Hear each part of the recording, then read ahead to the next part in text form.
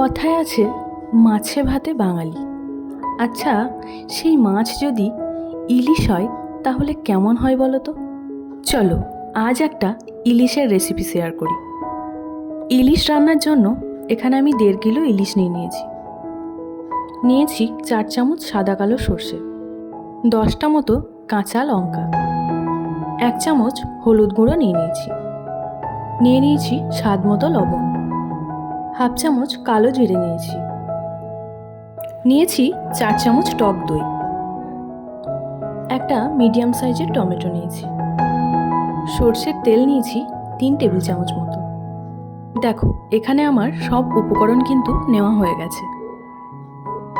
চলো এবার মাছগুলোকে লবণ আর হলুদ দিয়ে মেখে নিই।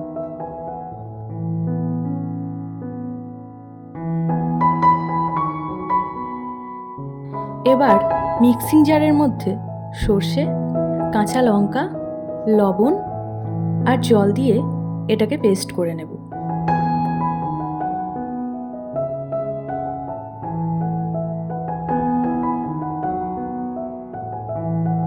মাছের কোয়ান্টিটি অনুযায়ী এখানে এরকম একটা বাটি কিন্তু আমি নিয়েছি। এবার এক এক করে সব উপকরণগুলো আমি বাটির মধ্যে নিয়ে নেব, আর লবণটা স্বাদ মতো নিয়ে নিতে হবে। আর এর মধ্যে দিয়ে দেব 1 টেবিল চামচ মতো সর্ষের তেল। সব কিছু দেওয়া হয়ে গেলে চামচ দিয়ে এরকমভাবে জিনিসটাকে একবার মেখে নেব।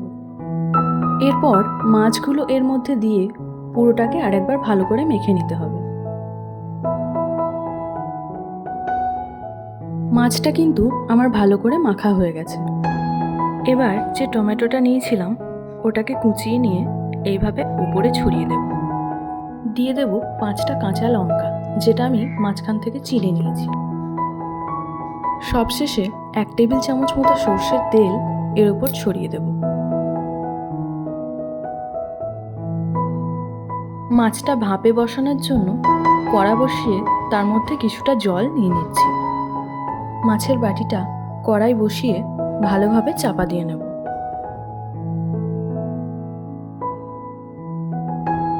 এবার কড়াইয়ের ঢাকাটাও আমি বন্ধ করে দেব, আর তার মধ্যে যে ছোট্ট ফুটোটা আছে ওটা একটা কাগজের টুকরো দিয়ে বন্ধ করে দেব, যাতে ভাপটা বেরিয়ে নেওয়া যায়। গ্যাসের ফ্লেমটা হাই রেখে হতে দেব 15 থেকে 20 মিনিট। 15-20 মিনিট পর ঢাকাটা খুলে নিচ্ছি।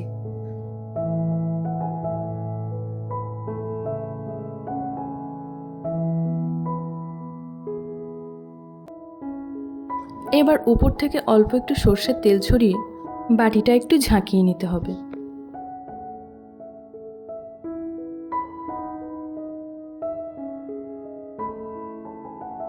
বাটি আর কড়াইটা যেরকমভাবে চাপা দেওয়া ছিল আবারও একই রকমভাবে চাপা দিয়ে নেব।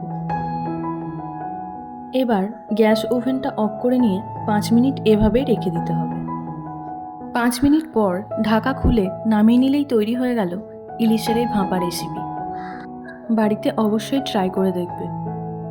ইলিশ না হলেও কিন্তু যে কোনো মাছ দিয়ে তোমরা এটা বানিয়ে নিতে পারবে। সেক্ষেত্রে মাছটা অল্প একটু ভেজে নিতে হবে। আজকের মতো এতটাই। তবে পরবর্তী ভিডিওতে আসছি আবারও অন্য কোনো স্বাদ নিয়ে। ততক্ষণ ভালো থেকো, সুস্থ থেকো।